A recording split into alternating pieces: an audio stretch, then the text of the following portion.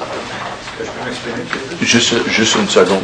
Alors, d'accord. Alors, oui, alors, c'est ici, enquête pro forma. Ça a été reporté la dernière fois, c'est juste parce que monsieur nous avait demandé un complément d'enquête. D'accord. Sur certains événements. J'ai informé son avocat là, du résultat de ces enquêtes-là. Je n'ai pas d'objection à remettre en liberté monsieur sur certaines conditions. D'accord. Et on a obtenu une date d'enquête préliminaire. Maintenant, je ne sais pas si c'est ce qui va se passer, mais c'est ce qui devait se passer. D'accord. M. Bourassa, je vous écoute. Monsieur Bernard va s'exprimer. Monsieur le juge mandat. J'ai reconnu apte à comparer, maintenant je peux m'exprimer.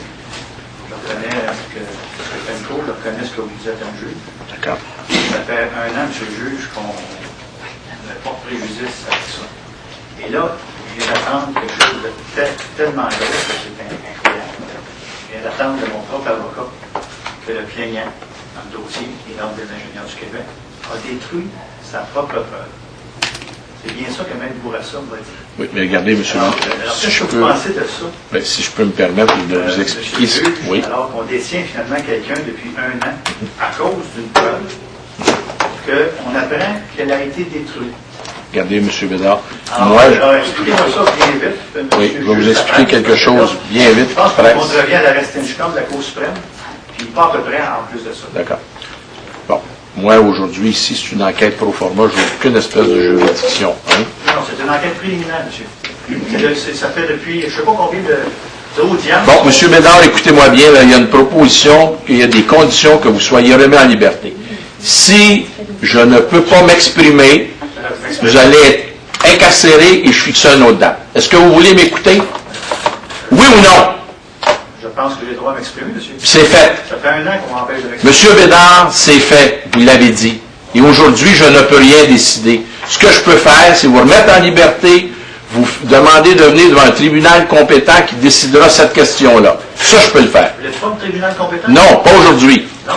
Alors, M. Bourassa, est-ce que l'accusé accepte les conditions de remise en liberté? On suggère les conditions, puis l'accusé décidera s'il veut signer ou non. Parfait. Alors, quelles sont les conditions de remise en liberté? Évidemment, garder la barre en bonne conduite, il devra donner son adresse à la Cour. Quelle adresse vous allez aller rester, M. Bédard?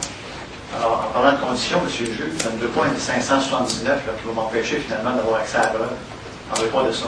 Quelle est l'adresse? Quelle est l'adresse où vous allez demeurer, M. Bédard? Non, mais je demande si c'est les conditions, c'est ça, de m'empêcher d'avoir accès à une preuve qui est déjà détruite à moitié. M. Bédard, quelle adresse allez-vous demeurer si vous êtes remis en liberté?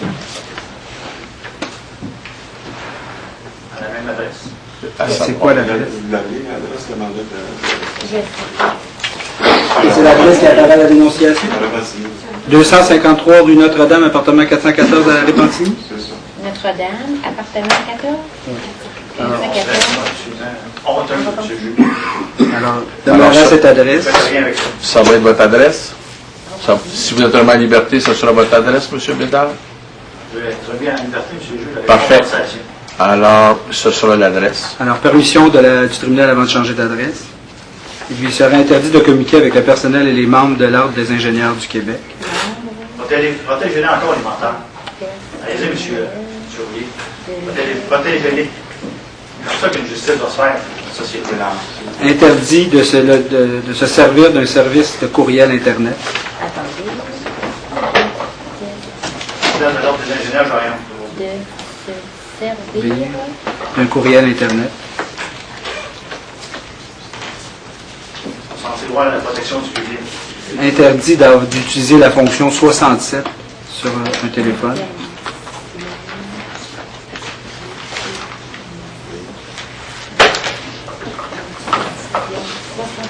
Sur le téléphone. Prendre rendez-vous avec le docteur Mayou dans les 48 heures de sa libération, qui est son médecin traitant. On est jeudi, je me suis Jusqu'à là. mardi. M. Bayou m'a reconnu apte à comparaître. Alors pourquoi je devrais aller voir M. Bayou? C'est son médecin lui-même qui nous a dit, qui nous a donné cette condition. M. Bayou a dit que je ne souffrais d'aucune maladie mentale. Alors pourquoi j'irais voir M. Bayou pour le consulter? Vous la voulez pas, cette condition-là? Consulter de quoi? Est-ce que vous la voulez, cette condition-là, ou vous la voulez pas? C'est simple. Non, maître Roulier. Arrêtez de niaiser vos conditions. Non, est-ce que c'est une C'est condition? une condition, monsieur. Alors, une condition, d'ici mardi, 17h, de prendre contact avec le docteur Mayou. Mon voyage. Respecter les rendez-vous que celui-ci lui fixera. Ça n'a pas de bon sens. Aller au rendez-vous fixé par le docteur Maillot. Réponds, me dire ça. Respecter toutes les recommandations de ce dernier ainsi que toute médication qui lui sera prescrite.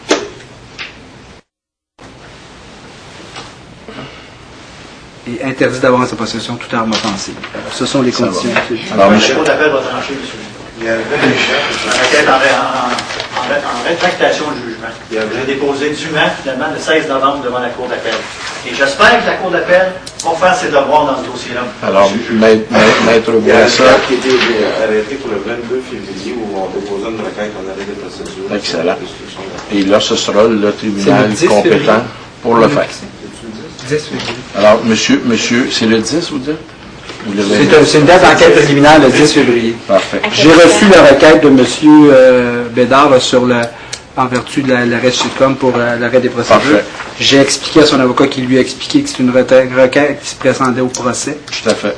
Mais il insiste pour avoir une enquête préliminaire, alors ce sera une date d'enquête préliminaire. Tout à fait. Comment on peut passer de Ça l'a dit. l'enquête préliminaire au fardeau? Monsieur On Bédard, commence continuellement, finalement, les procédures ici. monsieur Bédard, On peut alors moi, si vous ne m'écoutez pas, c'est pas grave, là. Moi je vous dis, la couronne est d'accord que vous soyez remis en liberté. Ce sont les conditions qui sont énoncées devant la Cour. Un document va être dressé à cet effet qui vous sera présenté tout à l'heure. Si vous voulez retrouver votre liberté, vous signez le document. Sinon, c'est parce que vous ne voulez pas être remis en liberté. Et votre dossier est fixé pour procéder le 10 février à 9h30. Est-ce qu'il y a du chantage là-dedans? Est-ce qu'il y a 589? Non, il n'y a aucun chantage. Alors, 10 février et remis en liberté à ses conditions s'il le désire.